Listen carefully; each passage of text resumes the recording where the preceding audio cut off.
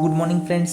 તો આજનો લેક્ચર જે છે આપણો છે ઉપરસ, અને એ ઉપરસના વર્નેક્યુલર નેમ, એના ટાઈપ, એના ફોર્મ્યુલેશન, એના વિશે આપણે જાણવું છે. વર્નેક્યુલર નેમની અંદર શું આવે તો કે એનું હિન્દી, ઇંગ્લિશ અને એનો સિમ્બોલ અને એનું લેટિન નેમ, આટલી વસ્તુઓનો સમાવેશ જે છે એ વર્નેક્યુલર નેમમાં થાય છે. ત્યારબાદ આપણે એના ફોર્મ્યુલેશન વિશે માહિતી મેળવીશું. તો ફર્સ્ટ છે ગંધક. તો ગંધકને શું કહેવાય છે? હિન્દીમાં ગંધક જ કહેવાય. ઇંગ્લિશમાં એને કહેવાય સલ્ફર, જેને આપણે એસથી ઓળખીએ છીએ પીરિયોડિક ટેબલમાં. પછી આવે છે ગૈરિક. તો ગૈરિકને ગેરુ મિટ્ટી કહેવામાં આવે છે હિન્દીમાં. શું કહેવામાં આવે છે? ગેરુ મિટ્ટી. અને એને ઇંગ્લિશમાં હિમેટાઇટ અને રેડ ઓકર કહેવામાં આવે છે. માટી કેવી હોય? રેડ કલરની હોય. એ પ્રકારનું ગૈરિક જે છે કર્યું કે રેડ ઓકર અને હિમેટાઇટ, Fe2O3 અને શું કીધું છે? Ferric oxide.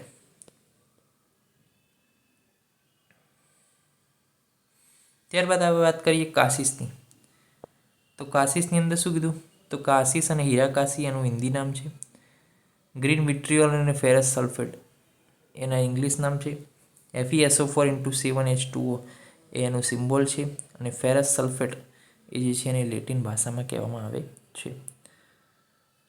હડતાલને શું કહેવામાં આવે છે? હડતાલ, તાલક, ઓર્પિમેન્ટ કહેવાય. ઓર્પિમેન્ટ ઇંગ્લિશમાં કહેવાય. AS2S3 આર્સેનિક ટ્રાયસલ્ફેટ એને કહેવામાં આવે છે. તો અત્યાર સુધી આપણે જો ફરી એકવાર રિવિઝન કરી લઈએ 4 ઉપરનું. તો ગંધકને ગંધક કહેવાય, સલ્ફર તરીકે ઓળખાય, એસ એનો સિનોનિમ છે, સિમ્બોલ છે. ગૈરિકને ગેરુ મિટ્ટી, હિમેટાઇટ, રેડ ઓકેર કહેવાય, Fe2O3 ફેરિક ઓક્સાઇડ. કાસિસને કાસિસ હીરાકાસી, ગ્રીન વિટ્રિયોલ અને ફેરસ સલ્ફેટ FeSO4 ત્યારબાદ હડતાલ તાલક કહેવાય, ઓર્પિમેન્ટ કહેવાય ઇંગ્લિશમાં, AS2S3 આર્સેનિક સલ્ફેટ. મનશિલા જે છે એના વિશે વાત કરીએ. તો મનશિલાની અંદર શું છે? મનશિલાને હિન્દીમાં મનશિલા જ કહેવાય. રેડ આર્સેનિક કહેવાય. અલગારી નથી કહેતા, અલગારી ગીત આપણે ગુજરાતીમાં, તો અલગારી એમ. તો મનશિલા કે જે મનને ભાવે એવું, તો કે અલગારી ગીત છે. ઓકે, તો અલગાર મનશિલા. ઓકે, એ રીતના યાદ રાખશું. Red arsenic. ત્યારબાદ AS2S3 એનું પણ જે છે AS2S2 તો આ બંને મિક્સ ના થાય. જો AS2S3 હડતાલ, તાલી કેટલાને આપવાની છે? 3 જણને. અને મનશિલા તો કે એમાં કોણ છે? 2 જણા છે, મન છે અને એક શિલા છે. તો કે AS2 છે. ઓકે, તો એ રીતના જે છે આગળ વધવાનું છે. ત્યારબાદ આર્સેનિક ડાયસલ્ફેટ આને કહેવામાં આવે છે. ડાય એટલે 2 છે સલ્ફેટ, ટ્રાય એટલે 3 છે સલ્ફેટ. એ રીતના પણ તમે યાદ રાખી શકો. અંજન તો કે અંજન એન્જમ કહેવાય, કોલિરિયમ છે. ઓકે, સંવિરાજન, શ્રોતાંજન, નીલાંજન અને પુષ્પાંજનનો સમાવેશ થાય. 4 જે છે એ સિમ્બોલ અલગ છે. Sp2S3 જે છે સંવિરાજનનો છે, Sp2S3 શ્રોતાંજનનો પણ છે. PbS જે છે લેડ સલ્ફેટ એ નીલાંજન છે. અને ઝેડનો જે ઝિંક ઓક્સાઇડ છે એ પુષ્પાંજન છે. ત્યારબાદ વાત કરીએ કંકુષ્ટની. કંકુષ્ટ જે છે મૂર્ધશંખ અને કંકુષ્ટ આ બંને નામે પ્રખ્યાત છે. મૈસૂર ગેમ્બોજ અને ટ્રી એક્સ્ટ્રેક્ટ જે છે એને ઇંગ્લિશમાં કહેવામાં આવે છે. અને ગ્રેસિનિયા મોરેલા એ જે છે એને લેટિન ભાષામાં કહેવામાં આવે છે. તો ફરી એકવાર જે છે એનું રિવિઝન કરી લઈએ. તો શું છે? આ ટ્રીક જે છે ક્યારેય પણ આપણે ભૂલીએ નહીં. તો રિવિઝનની અંદર ફરી એકવાર જોઈએ તો જો ગંધકને ગંધક સલ્ફરેસ, ગેરુકને ગેરુ મિટ્ટી, hematite red ochre, Fe2O3 ferric oxide.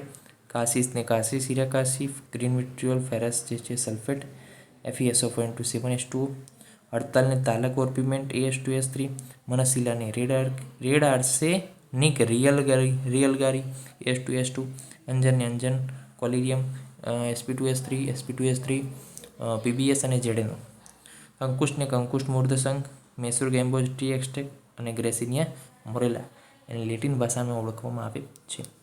તો આ રીતના જો તમે કોષ્ટક વાઇઝ કરશો તો જ્યારે તમને ગૈરિકનું પૂછશે તમને યાદ આવશે ગેરુ મિટ્ટી છે, પછી જે છે હિમેટાઇટ છે, રેડ એક્વર છે, Fe2O3 છે, ફેરિક ઓક્સાઇડ છે. તો એનું આખું તમને યાદ આવી જાય તો જે છે 2 માર્ક્સ તો તમને અહીંયા જ મળી જાય. જો 5 માર્ક્સનો પ્રશ્ન હોય અને તમે આટલી વિગત જો લખો છો તો 2 માર્ક્સ તો તમને અહીંયા જ મળી જાય. 1.5 થી 2 માર્ક્સ. ઓકે, 1.5 થી 2 માર્ક્સ. ચલો, પછી તમે ધારો કે એની વિગત થોડી ઘણી લખો કે રસપંચક હોય તો રસપંચક, પછી થોડી એની પ્રોપર્ટીઝ લખો તો બીજા 2 માર્ક્સ મળી જાય. અને ત્યારબાદ થોડા એને એક્શન લખો, કર્મ લખો, કયા ડિઝીઝમાં ઉપયોગી છે, એટલે 1.5 માર્ક્સ બીજો મળી જાય. એટલે તમારા 5 માર્ક્સનો ક્વેશ્ચન આ રીતના પૂર્ણ થઈ જાય. તો એ જે છે વિગતવાર જે છે સાચું છે.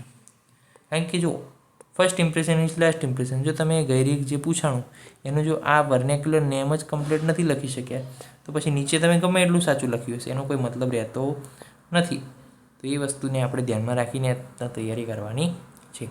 તો નેક્સ્ટ લેક્ચરમાં મળીશું કંઈક અલગ વિગત સાથે, કંઈક નવી ટ્રીક સાથે. ત્યાં સુધી રજા આપશો. જય હિન્દ, જય ભારત, જય આયુર્વેદ, જય ધન્વંતરી. નમસ્કાર.